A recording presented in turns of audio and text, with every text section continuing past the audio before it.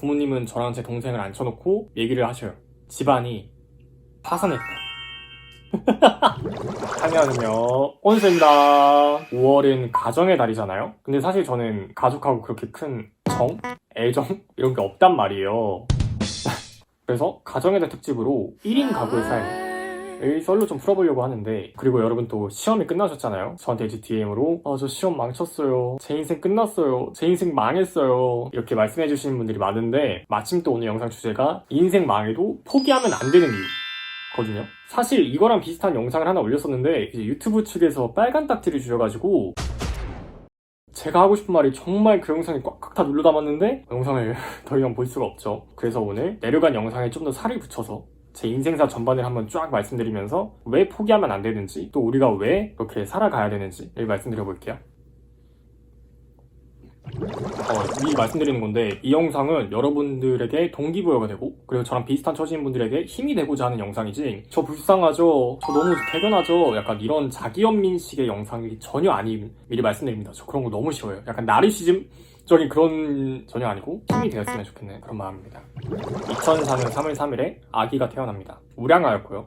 눈썹이 없었어요. 부모님이 맞벌이를 하셨어갖고 전 주로 외할머니한테 맡겨지거나 아니면 친할아버지한테 맡겨줬었어요. 뭔가 그때부터 저는 부모님하고 애착관계 형성이 약간 좀 삐뚤게 되었다고 생각을 하거든요. 대표적으로 무슨 일이 있었냐면은, 부모님이 집에 계신 날에는 제 눈앞에서 잠깐이라도 사라지면 정말 울고불고 난리가 났고요. 심지어 부모님 화장실 가실 때도 그 문 앞에서 저 막 울고 막 난리쳤거든요. 무섭다고, 빨리 나오라고. 어떤 남겨진다는 거에 대한 불안이 컸고, 그래서 그게 분리불안까지 간 것 같아요. 뭐 아기 때 분리불안 있을 수 있지 라고 말할 수 있는데, 제가 그거를 11살 때까지 분리불안을 겪었습니다. 여기서 이제 제 분리불안에 대한 부모님의 대처가 저한테는 좀 큰 상처가 됩니다. 근데 이 좋은 사람인 거랑 별개로 좋은 양육자가 되는 거는 이건 또 다른 문제인 것 같아요. 뭐 어쨌든 이런 식으로 성장을 하면서 독립적인 성향이 됐어요. 그래서 이거는 뭐 살짝 감사하는 부분.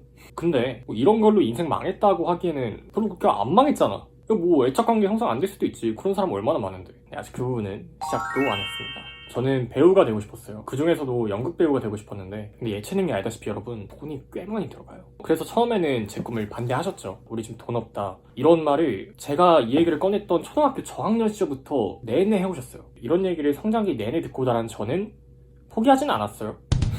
오히려 저 혼자서 할 수 있는 거를 찾았던 것 같아요. 도서관에 가서 독백 관련 책들, 아니면 뭐 연극 올라가는 희곡들 책들 찾아서 빌려 읽고, 시에서 주관하는 어떤 연극 프로그램 이런 게 있었거든요. 그런 것도 어떻게 찾아서 신청을 하고, 그렇게 혼자 노력하던 어느 날 부모님이 갑자기 연기학원에 등록해 주시겠다고 그렇게 말씀해 주십니다. 저는 완전 날아갈 것 같았죠. 뭔가 제 그간 혼자 했던 노력들이 약간 보상받는 느낌? 물론 내가 뭐 합격을 한 거 아니지만 연기학원에 간다는 것 자체만으로 뭔가 제 인생에서 어떤 합격을 받은 것 같은 그런 느낌인 거예요. 근데 이제 이렇게 말씀하셨어요. 학원비가 비싸니까 일단은 너 통장에서 돈을 좀 까고 나머지 지출액은 성인 되면 갚아라, 이렇게 말씀을 하십니다. 근데 그게 진짜 어디예요? 정말 제가 원하는 그거를 정말 전문적으로 배울 수 있겠구나 라고 생각을 했어요. 저는 완전 좋아했고 이제 학원 가서 열심히 하기 시작했죠. 그렇게 시간이 흘러서 저는 고등학교 입학하고 정말 우연찮은 계기로 유튜브를 시작하게 됩니다. 제가 그 당시에 용돈을 한 2만원 받았거든요. 정말 그 2만원으로 한 달 동안 그 아껴서 친구들 만나고 하여튼 그랬는데, 당시 운영했던 유튜브는 이 채널이 아니에요. 근데 이제 그 채널이 조금 슬금슬금 좀 잘 되고 조회수 수익이 생기니까 부모님이 말씀을 하십니다. 이제 너에게서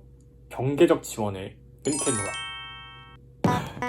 근데 솔직히 상관이 없던 게, 뭐 2만원, 그래요, 뭐 2만원 큰 돈이죠. 2만원 큰 돈이야. 뭐 땅 파면은 2만원 나오는 거 아니잖아요, 저희. 근데 그래 뭐 2만원 한 달에 받는다 치면은 1년에 뭐 24만원? 연봉 24만원? 안 받지 뭐. 내가 이미 돈을 버는데. 저희 부모님은 정말 저를 강하게 키우셨어요. 뭐 어쨌든 근데 그 말에는 알겠다고 했죠. 그리고 뭐 고등학생이 그 정도로 큰 돈 쓸 일은 없잖아요. 근데 제가 거기서 생각지도 못한 부분이 있습니다. 바로 경제적 지원에 학원비도 포함되어 있던 건데요.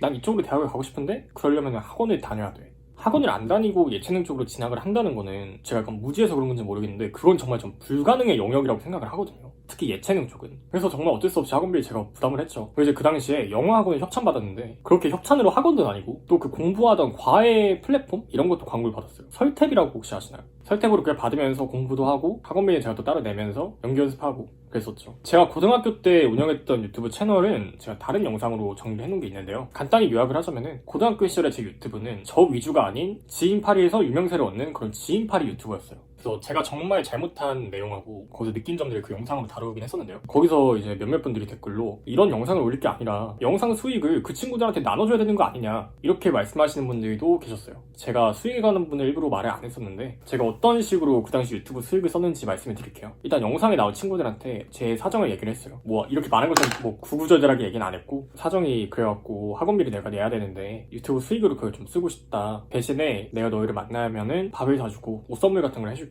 라고 이렇게 말을 했었습니다. 그래서 이제 제 수익으로 저는 학원비 내고 친구들 옷이나 밥 사주고 그 다음에 남은 걸 제 생활비하고 적금 넣고 이렇게 하면은 수익이 없어졌어요. 다시 생각해도 너무 고마운 친구들이에요 저한테는. 그 당시 저는 그렇게 옷 사주고 밥 사주는 행동을 통해서 제 양심의 가책을 좀 덜었던 것 같아요. 정말 이기적이죠.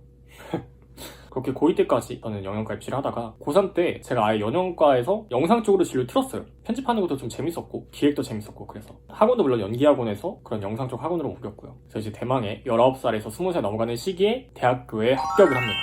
물론 제가 완전 원하던 학교라고는 말을 못하겠어요. 그래도 저한테 과분한 학교라고 생각을 했거든요. 그리고 여기서 제 인생의 두 번째 고비가 찾아옵니다.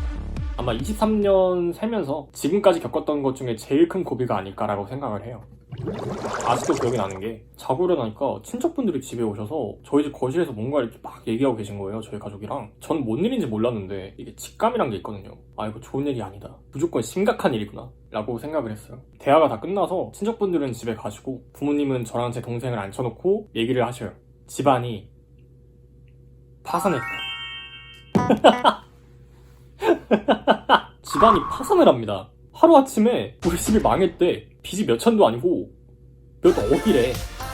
저희 집이 아무리 그렇게 부모님이 막 가난하다 돈 없다 이러셨지만 그거는 지출에 인색하셨던 거지 절대 그 정도 수준이 아니었거든요. 근데 파산을 하셨대요. 앞으로 힘들어질 거래. 저희 집은 왜 파산을 했을까요? 20살 때 눈썹이는 부모님한테 물어봅니다. 왜 갑자기 파산했어요? 근데 돌아오는 거는 친목과 회피와 집안이 이렇게 된 거는 너 탓도 있다 라는 약간 의미심장한 그런 말이었거든요. 최근에 어떤 애착 유형? 인간 유형에 대한 걸 재밌게 봤었는데 아무래도 저희 부모님은 두 분 다 회피형이신 것 같아요. 정작의 20살의 시작을 파산으로 상쾌하게 맞이해요. 그럼 눈썹이는 어떤 삶을 살았을까요? 적금으로 집안을 도왔을까요? 저는 안 도왔습니다.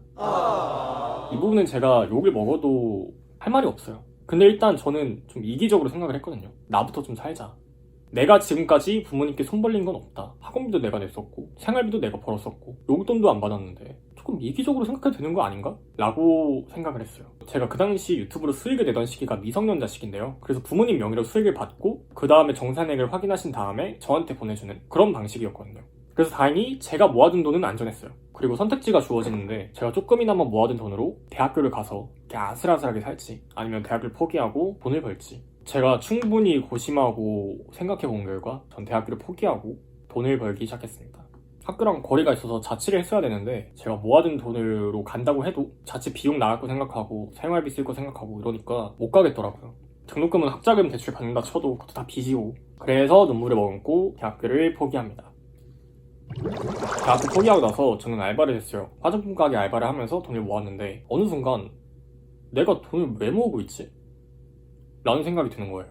약간 그냥 인생의 방향을 좀 잃어버린 느낌?